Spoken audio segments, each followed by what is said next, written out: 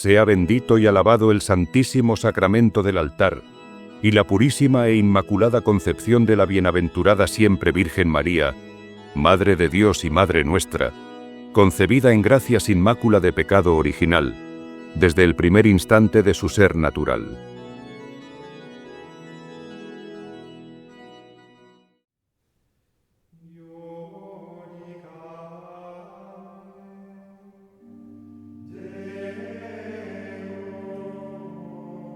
Sermón 19, para la Dominica de Pasión. Cuán peligrosa es para el alma la tibieza. Jesucristo es la luz verdadera que alumbra a todo hombre, como dice San Juan. Luz verdadera que ilumina a todo hombre. A todos los hombres alumbra, menos a los que cierran voluntariamente los ojos a la luz. A estos solamente se oculta el Salvador. Y quedando en las tinieblas y caminando en la oscuridad, ¿cómo podrán estos tales evitar tantos peligros de perderse como hay en la presente vida, que nos fue dada por Dios, como un medio para llegar a la eterna? Quiero por tanto haceros ver hoy el gran peligro en que pone al alma la tibieza, porque por ella le niega el Señor su luz divina, sus gracias y auxilios, sin los cuales le será muy difícil terminar el viaje de la vida, sin precipitarse en algún abismo. Es decir, vivir sin caer en algún pecado mortal.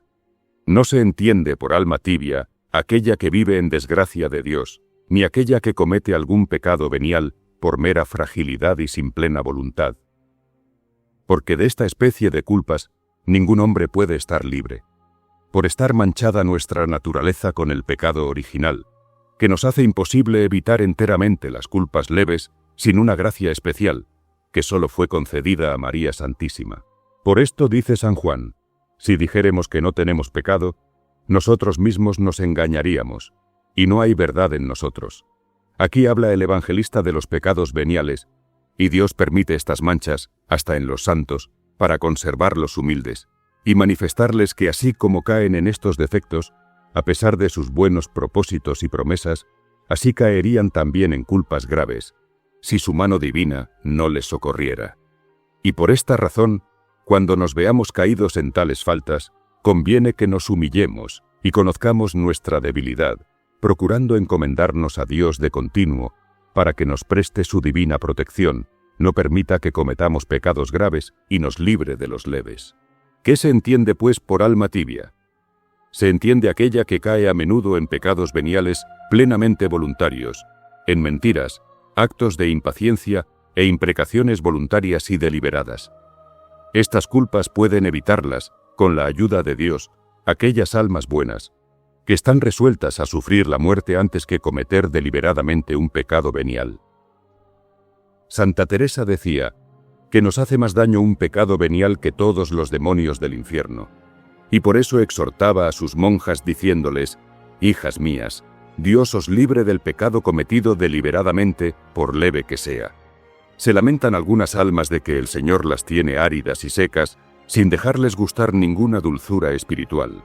Pero, ¿cómo queremos que Dios nos prodigue sus favores cuando nosotros somos tan esquivos con Él?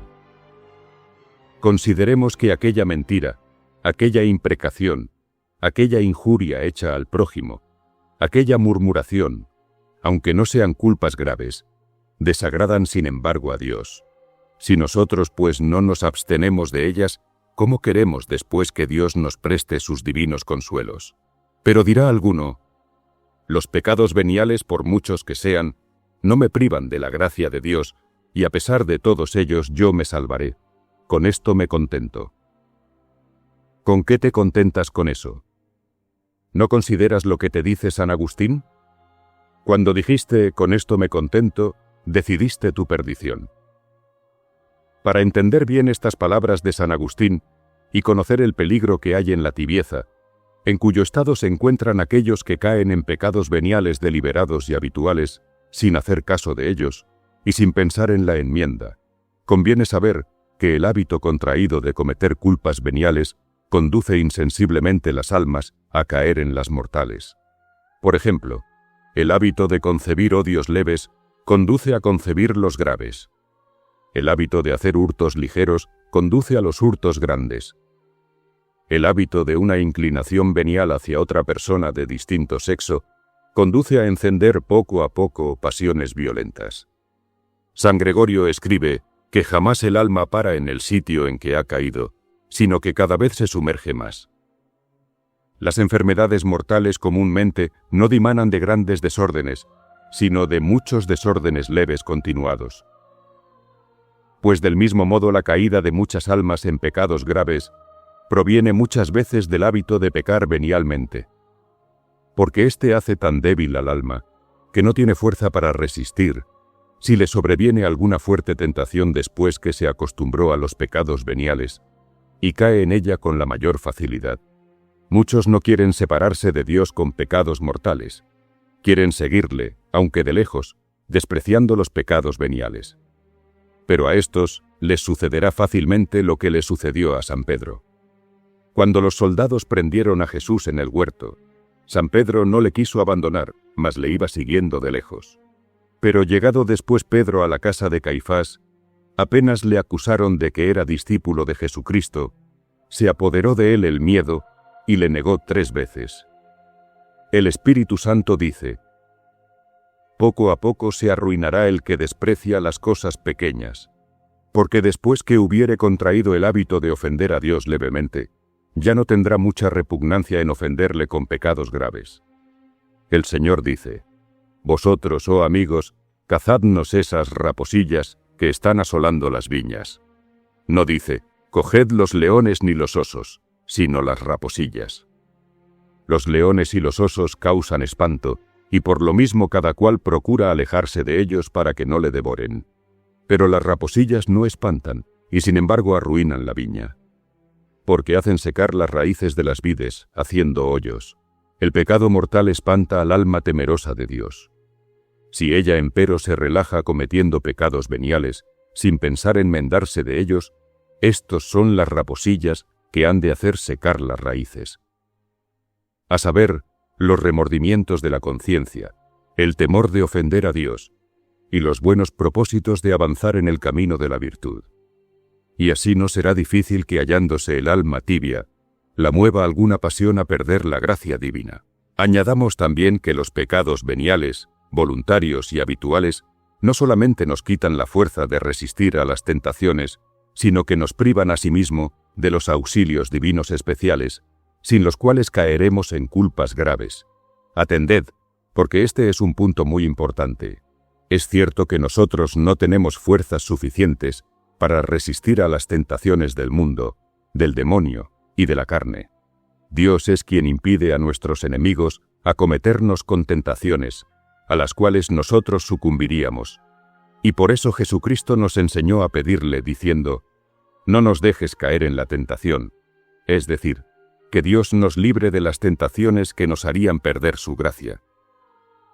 Mas los pecados veniales, cuando son deliberados y habituales, nos privan de los auxilios especiales de Dios, que nos son necesarios para perseverar en su gracia. Digo necesarios, porque el Concilio de Trento condena esta proposición: que nosotros podemos perseverar en la gracia sin un auxilio especial de Dios.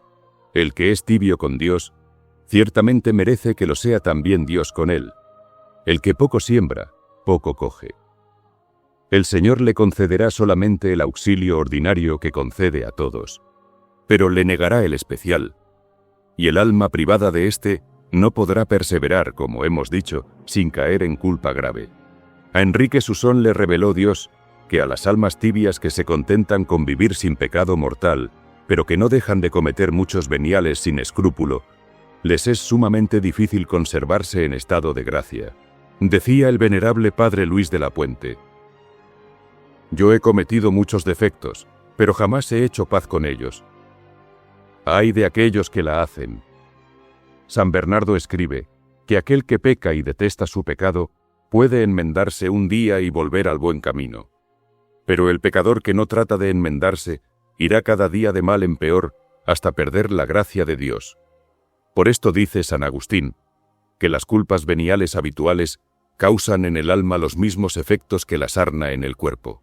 Pues así como la sarna hace repugnante el cuerpo, así también los pecados veniales hacen repugnante el alma en presencia de Dios e impiden que la abrace.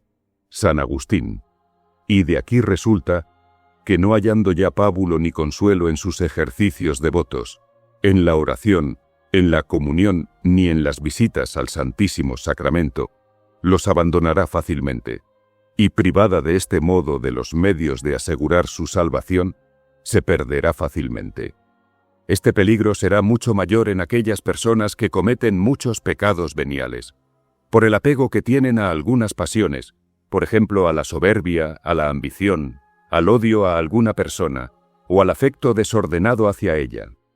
San Francisco de Asís decía que cuando el demonio ataca a alguno que teme ofender a Dios, no procura al principio atarle con cadena como a un esclavo, induciéndole a cometer algún pecado mortal, porque le tendría horror y se guardaría de él, sino que procura atarle con un cabello, porque después le podrá atar más fácilmente con un hilo, luego con un junco, luego con una cuerda, y finalmente con una cadena que es el pecado mortal, y así conseguirá hacerle su esclavo. Pongamos un ejemplo. Alguno tiene afecto a una mujer, en un principio por cortesía, por gratitud, o por las buenas cualidades que hay en ella. Luego vienen los regalillos mutuos que se hacen. Luego las palabras tiernas. Y después, al menor empuje del demonio, caerá el infeliz en pecado mortal. Le sucederá lo que sucede a aquellos jugadores que después de haber perdido grandes sumas de dinero, dicen finalmente arrebatados de la pasión: vaya todo, y acaban por perder cuanto tienen. Ay de aquella alma que se deja arrastrar de alguna pasión. Dice el apóstol Santiago: mirad un poco de fuego cuán grande bosque incendia. Quiere decir esto, que una pasión que no se reprime arrastra al alma a su perdición. La pasión nos ciega, y cuando estamos ciegos, fácilmente caemos en el precipicio a la hora menos pensada. San Ambrosio dice que el demonio está acechando cuál es la pasión que nos domina, o cuál es el placer que más nos arrastra, y que nos lo presenta al instante para despertar nuestra concupiscencia, preparándonos de este modo la cadena que nos ha de sujetar a la esclavitud. Entonces el adversario acecha con mayor empeño, cuando ve que en nosotros comienzan a surgir algunas pasiones. Entonces excita las inclinaciones desordenadas y prepara lazos. El Crisóstomo asegura haber conocido él mismo muchas personas que estaban dotadas de gran virtud, pero que después cayeron en un abismo de iniquidad por no haber hecho caso de los pecados veniales. Cuando el demonio no puede conseguirlo todo de nosotros de una vez, se contenta con obtener muchos pocos en muchas veces, porque sabe que todos estos pocos repetidos le facilitarán ganar el todo. Ninguno, dice San Bernardo, se hace malvado de repente siendo bueno. Los que se precipitan en los mayores desórdenes han comenzado por los más leves. Es necesario considerar también que cuando un alma cae en pecado mortal, después de haber sido favorecida con las gracias especiales de Dios, su caída no es una simple caída de la cual podrá levantarse fácilmente, sino que es un precipicio del que difícilmente podrá salir para volver a Dios. Hablando el Señor del alma tibia en el Apocalipsis dice: ojalá fueras frío. Mas por cuanto eres tibio y no frío ni caliente, estoy para vomitarte de mi boca. Dice: sería mejor para ti que estuvieras privada de mi gracia, porque entonces tendrías alguna esperanza de tu enmienda. Pero viviendo tú en tu tibieza, sin pensar en enmendarte, estoy para vomitarte, es decir, para abandonarte en el camino del pecado. Dice un escritor que la tibieza en la virtud es como la tisis corporal, la cual no espanta mucho al enfermo, porque apenas se deja sentir, pero es tan maligna que difícilmente se cura de ella ninguno. Esta comparación es muy exacta, porque la tibieza vuelve el alma insensible a los remordimientos de la conciencia, de donde resulta que así como se hace insensible a los remordimientos de los pecados veniales, así también se hará con el tiempo insensible al remordimiento de los mortales. La cosa más difícil de todas es curar de su enfermedad a las almas tibias. Sin embargo, No faltan remedios para los que quieran valerse de ellos.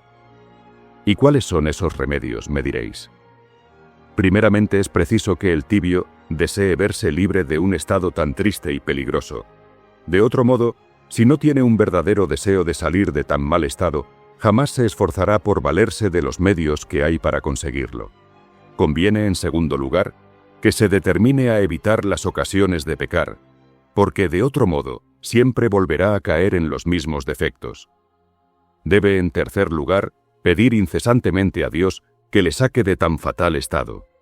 El pecador con sus fuerzas solas nada podrá hacer, pero lo podrá todo con la ayuda de Dios, el cual ha prometido escuchar al que le pide. Por eso dice por San Lucas: «Pedid y se os dará, buscad y hallaréis». Conviene suplicar y perseverar suplicando. Si cesamos de pedir, de nuevo seremos vencidos, pero si perseveráramos suplicando, quedaremos al fin vencedores.